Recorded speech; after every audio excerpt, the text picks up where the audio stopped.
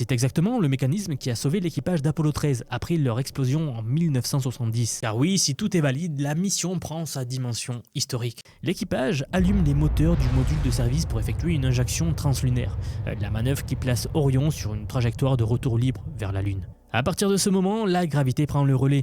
La Lune attire le vaisseau, il passe derrière sa face cachée, puis la gravité terrestre la ramène naturellement vers la maison.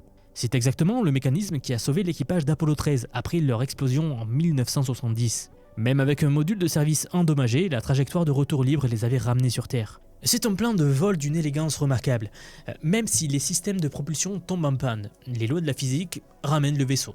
Le trajet dure environ 4 jours et pendant ce temps, les astronautes mènent une série d'expériences, donc principalement sur eux-mêmes, pour comprendre les effets de l'environnement spatial profond sur le corps humain que nous connaissons très peu aujourd'hui.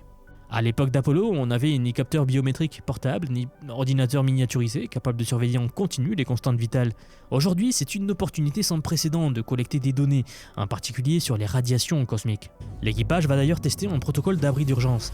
En cas d'éruption solaire, ils se réfugieront dans un espace de stockage sous le plancher de la capsule, entourés de sacs de nourriture et de matériel qui servent de blindage supplémentaire. À l'intérieur d'Orion, la vie quotidienne a considérablement évolué par rapport à Apollo.